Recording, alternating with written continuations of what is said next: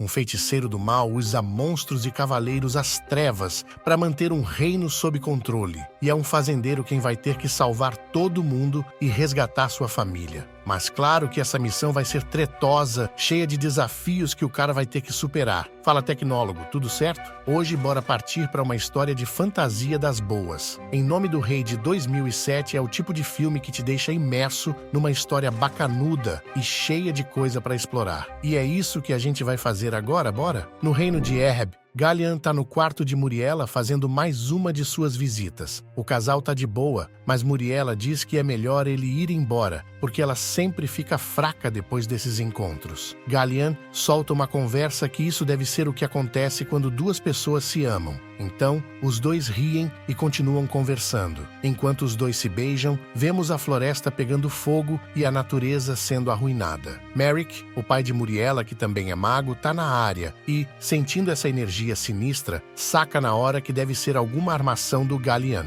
Depois de investigar o que estava acontecendo, ele descobre que Gallian está usando magia para controlar um exército de monstros conhecidos como Krugs. Em outro lugar do reino, um cara conhecido como Lavrador está na fazenda dele ensinando seu filho Zé a trabalhar na terra. Ele vive feliz com o filho e a esposa Solana. Só é meio estranho que ele tenha uma certa dificuldade em dizer eu te amo para ela, mas fora isso, todos vivem bem. Nesse dia, Lavrador e Zef estão na horta quando Norik aparece para avisar pro amigo que o exército do rei está recrutando homens. O trabalho paga muito bem, mas ele recusa a oferta porque prefere ficar com a família na terra deles. Norik tenta convencer o amigo, perguntando se ele não queria testar a coragem e dizendo para eles pelo menos conversarem sobre o assunto. Mas Lavrador está mais interessado em colher nabos mesmo. Na manhã seguinte, Solana e Zef vão para a casa dos pais dela, e Lavrador fica para terminar o trabalho de colheita. No caminho, o moleque pergunta para a mãe por que ela chama ele de Lavrador e não por um nome. Ela responde que Lavrador acredita que as pessoas se tornam o que fazem. Aí ela conta para o filho que o pai dele chegou naquele vilarejo quando era criança, trazido por Norik. No Castelo Real, o rei Conrad fica sabendo que os Krugs estão mandando um monte de gente de arrasta para cima. O sobrinho dele, Fallow, que está se empanturrando com uma coxa de frango, não leva a notícia a sério, porque ele acha ridícula a ideia de seres tão pacíficos atacando alguém. Mas o rei acredita que tem alguma feitiçaria envolvida nessa treta. Solana e Zef chegam onde a família dela mora e são recebidos com alegria pela mãe e o irmão dela. Já o Lavrador, que está em casa cortando lenha, sente uma presença estranha na área e depois vê Krugs invadindo a propriedade. Acontece que esse fazendeiro sabe lutar como ninguém e derrota os monstros rapidinho. Depois ele vê fumaça na fazenda ao lado e corre para lá para ver se Norik está bem. Juntos, os dois despacham todos os inimigos, mas não conseguem salvar o celeiro de Norik, que continua em chamas. Temendo que os Krugs ataquem o vilarejo dos sogros, Lavrador pede um cavalo a Norik para checar se a esposa e o filho tão bem Solana tá na torre do sino com o pai e Zef, esperando tocar o sino anunciando a união de noivos que estão lá. Mas enquanto espera o beijo do novo casal, Solana vê alguns Krugs se aproximando. Ela pede pro pai levar o moleque para casa e toca o sino várias vezes para alertar os moradores. No castelo, Muriela tá tendo aulas de esgrima com o comandante Tarish. Ela segura a barra contra o cara, o que deixa ele impressionado. Porém, quando ela fala sobre entrar para o exército, Tarish diz que eles não estão preparados para receber mulheres. A sessão de treino é interrompida por Fallow, que diz para o Tarish preparar os soldados para uma viagem porque eles têm que impedir os Krugs de saquearem todo o reino. Na vila, os Krugs destroem tudo e deixam os moradores em pânico. Lavrador e Norik chegam lá e começam a lutar com o máximo de Krugs que conseguem, mas o fazendeiro tá querendo mesmo é ver Solana. Ela ainda tá na torre do sino. Então, Norik e Bastian saem com Lavrador para encontrar Solana, enquanto Zef fica com os avós. Para chegar até a esposa, Lavrador tem que lutar com vários Krugs e também Cavaleiros das Trevas, que chegaram para ajudar os monstros. Quando o Lavrador está descendo a espada em um dos cavaleiros, a gente vê que Gallian é o responsável responsável pelo ataque. Ele está usando magia para controlar os Krugs e enviou os Cavaleiros das Trevas como reforço. Lavrador despacha mais um inimigo e, vendo a torre em chamas, ele pensa que Solana já foi de arrasta para cima. O que ele não sabe é que ela já tinha sido capturada antes do incêndio. Achando que não dá mais para salvar a esposa, ele vai para a casa dos sogros. Lá, ele tem outra luta contra mais Krugs, enquanto o cavaleiro encontra Zeph se escondendo no armário. O menino foge, mas o cavaleiro vai atrás dele. Tecnólogo, vou te dizer que ainda tem muita coisa para rolar nesse filme. Muita ação e lutas. Mas antes de te contar o resto da história, vou te pedir um favor. Se você tá gostando desse recap, deixa seu like e se inscreve no canal. Ah, e compartilha o vídeo com a galera também. Valeu! Quando Bastian chega em casa, fica arrasado porque os pais deles vão descobrir se no céu tem pão. Ao mesmo tempo, Lavrador encontra Zeph no topo da colina, mas o moleque já tinha sido despachado. Depois que Gallian manda seus capangas voltarem com os prisioneiros, Lavrador e Bastian enterram Zeph e seus avós. Norik aponta que ninguém viu a Solana e também não encontraram o corpo, então ela pode estar viva. No castelo, Fellow se encontra com Gallian para lembrar que o acordo era eles tomarem o trono juntos. Ele acha que o feiticeiro tá meio lento, demorando para declarar a vitória, mas Gallian tá bolado, pensando nas habilidades do Lavrador, que conseguiu derrotar até os Cavaleiros das Trevas. Algumas horas depois, o rei Conrad e seu grupo aparecem no vilarejo procurando pessoas para se juntar ao exército real. De novo, Lavrador rejeita a ideia, dizendo que o rei tem soldados e muralhas suficientes para se proteger. Norik e Bastian concordam com ele e se juntam na busca por Solana, mas o trio é interceptado por Merrick, que acha que Norik e Lavrador parecem familiares. Merrick ainda tenta explicar que o rei precisa dele mais do que eles imaginam, mas o Lavrador ignora. Mais tarde, Lavrador, Norik e Bastian chegam numa ponte quebrada em um penhasco. Eles enviam os cavalos de volta para a aldeia e usam os arreios para chegar do outro lado, tipo uma tirolesa. O Lavrador consegue atravessar de boa, mas Norik e Bastian caem na água. Por sorte, eles só tomaram um banho no rio, mas não ficam feridos. Nesse meio tempo, o rei e seus homens retornam ao castelo e encontram só um guarda na entrada, e o cara estava dormindo no serviço. Para piorar as coisas, Fellow está se divertindo no trono com uma mulher. Conrad fica pistola e repreende o comportamento do sobrinho, que fica brincando com a coroa enquanto tá todo mundo em guerra. Como foi pego no flagra, Fellow começa a choramingar para ser perdoado, mas o rei ordena Tarish que tire o sobrinho dali.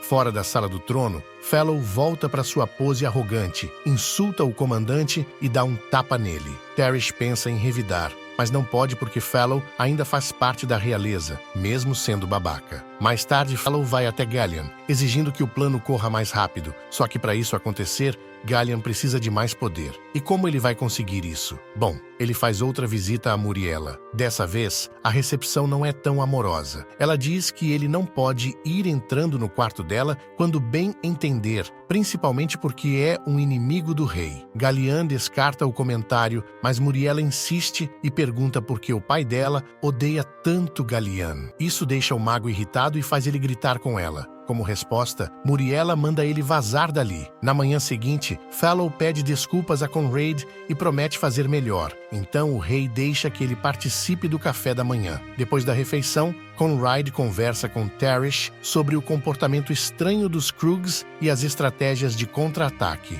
Muriela vai falar com Conrad e pergunta o que está rolando, porque ela não sabe onde está o pai e ninguém conta nada para ela. Conrad está prestes a explicar a situação, mas de repente começa a se sentir tonto e desmaia. Merrick sente que o rei está em perigo e começa a voltar para o castelo. Fellow também está passando mal, então vai ver Gallian. O mago revela que envenenou o café da manhã do rei e tem o antídoto. Depois de fazer Fellow implorar e lembrá-lo de quem realmente está no comando, Gallian entrega o antídoto. Momentos depois, Merrick chega, consegue tirar o veneno do sistema do rei usando magia. Quando Conrad pega no sono, Tarish chama Merrick para um canto e informa que Fallow fugiu do castelo levando 2 exércitos. Merrick, então, suspeita que Fallow é o responsável pelo envenenamento junto com Gallian. Quando o comandante se pergunta como Gallian está conseguindo fazer aquilo tudo e como conseguiu tanto poder, Merrick fica desconfiado e vai ver a filha. Muriela diz pro pai que estava apaixonada, mas Merrick fica indignado pela traição. Ele diz que Gallian só estava usando ela pela magia e por isso está destruindo o reino. Fora da propriedade real, Fallow diz AOS soldados para seguir ele. E quando um homem se pergunta por que Tarish não tá com eles, Fallow mete uma adaga no cara. Ele ameaça qualquer um que não siga suas ordens, porque tecnicamente isso seria traição. Enquanto isso, Lavrador, Bastian e Norik se perdem na floresta. Eles sentem uma presença estranha e, de repente, são pendurados de cabeça para baixo nas árvores. Foram as ninfas porque não querem guerreiros na floresta e não se envolvem em problemas humanos. Lavrador USA suas armas para se libertar e jura que eles não foram ali tretar. Então as ninfas deixam eles desde que saiam da floresta imediatamente. Como estão perdidos, os 3 homens são guiados até o final da mata pelas ninfas concordam em ir até o final da floresta. Ao sair de lá, o trio encontra Krugs transportando carroças com prisioneiros para sua toca. 2 monstros atacam,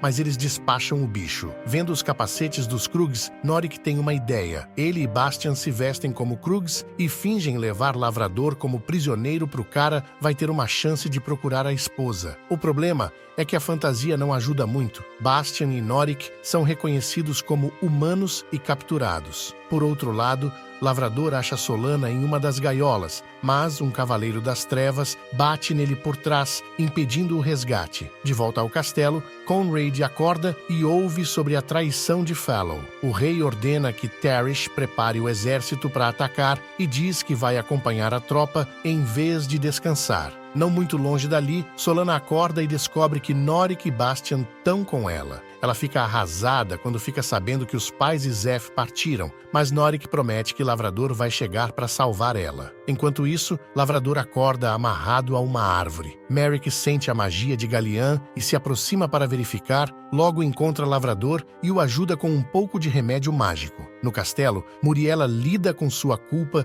de ter dado sua magia a Gallian. Ela considera se mandar de Americanas, mas sua melhor amiga impede ela. Muriela decide que quer compensar seus erros e deixar seu pai orgulhoso. Então veste a armadura e deixa o castelo para se juntar à luta. Momentos depois, Fallow faz seu exército se juntar a um acampamento de tripulantes, dizendo que eles também fazem parte de seu exército. Isso não agrada a AOS soldados. Enquanto isso, Merrick leva Lavrador ao acampamento do rei para apresentar ele a Conrad. Lavrador é o filho perdido do rei. Ele tem certeza disso porque Norik costumava cuidar dos cavalos da rainha. Lavrador se recusa a acreditar nisso e deixa a tenda. Enquanto procura um cavalo para voltar e procurar sua esposa, Merrick se aproxima para pedir de novo que ele se junte ao exército. Lavrador se recusa, então Merrick aponta que não adianta salvar Solana se o rei não vencer a guerra, porque então eles não terão onde viver. Um momento depois, Tarish se aproxima de Fallow para tentar resolver isso sem uma luta. Ele o chama de traidor e anuncia que qualquer soldado sob seu comando também será considerado um. Fallow ri porque se considera o novo rei e nada pode ser feito contra ele, mas nesse momento,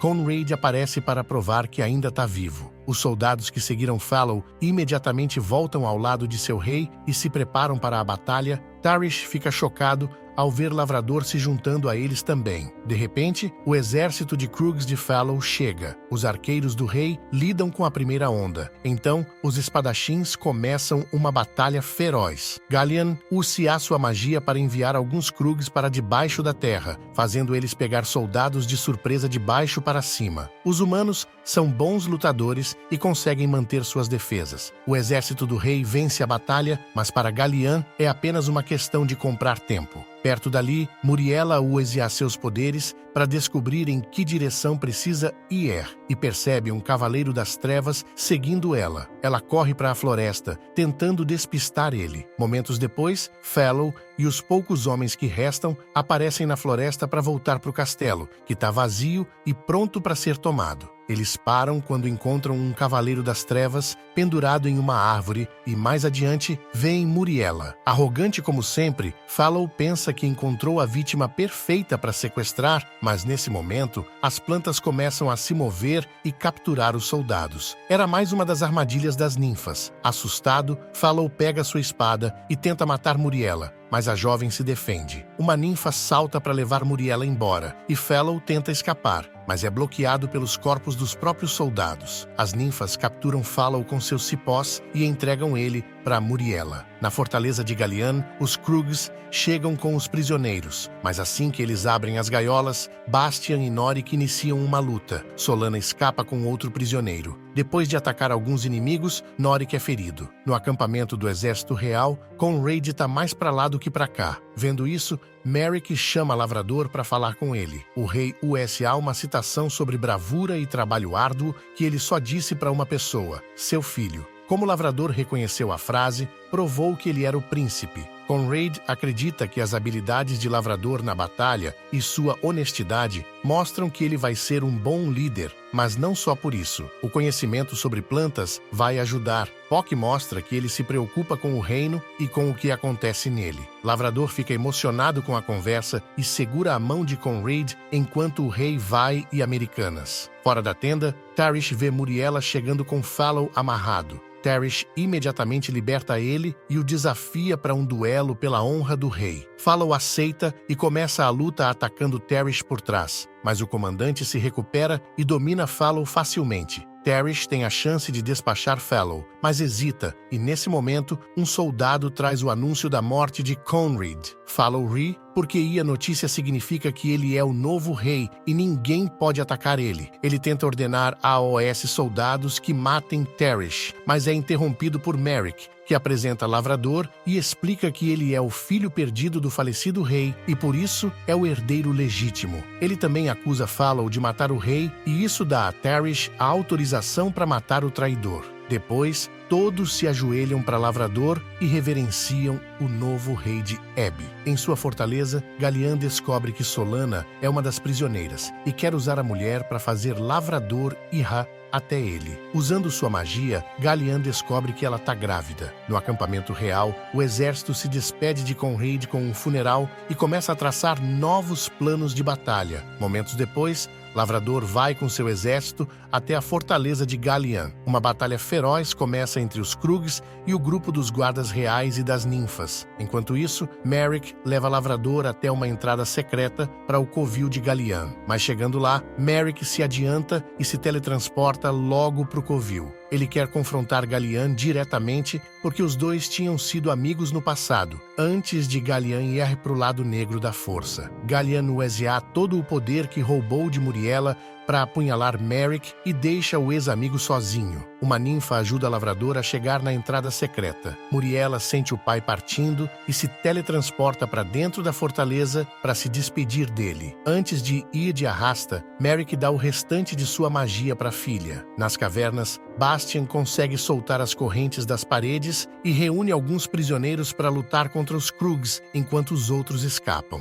Lavrador se infiltra na fortaleza até encontrar Solana, mas Galian tá lá só esperando por ele. Ele usa seus poderes para obrigar Solana a ficar, depois pega uma espada para lutar contra Lavrador. Como o Lavrador está lutando melhor e é mais habilidoso, Galian começa a usar magia para jogar coisas no fazendeiro e desviar dos golpes. Finalmente, Lavrador consegue desarmar Galian e ferir a cabeça dele. O feiticeiro aprisiona Lavrador em um tornado mágico de livros, mas antes de despachar o fazendeiro com a espada, Muriela salva ele. Pega a espada do marido e apunhala Galian como vingança pelo que aconteceu com seu filho. Lavrador vai para cima do mago e dá o golpe fatal, despachando Galian de vez. Isso faz todos os Cavaleiros das Trevas desaparecer e os Krugs voltar a ser criaturas tranquilas. Os prisioneiros e o exército respiram aliviados ao perceberem que venceram. Lavrador e Solana se abraçam depois de tanto perigo e tanto tempo separados. O casal celebra a vitória com um beijo e Lavrador finalmente diz à esposa que a ama. Bom, tecnólogo, é isso que acontece no filme Em Nome do Rei, de 2007. O longa foi inspirado na série de jogos de vídeo Dungeon Siege e traz vários atores bem conhecidos como Jason Statham e Ray Liotta. Apesar disso, a crítica e o público não curtiram muito e o filme só arrecadou pouco mais de 13 milhões de dólares contra um orçamento de 60 milhões. Mesmo assim, já saíram 2 sequências: Em Nome do Rei 2, Dois Mundos, de 2011 e Em Nome do Rei 3, A Última Missão, lançado em 2014. Se você gostou desse recap, não esquece de deixar seu like e compartilhar com a galera.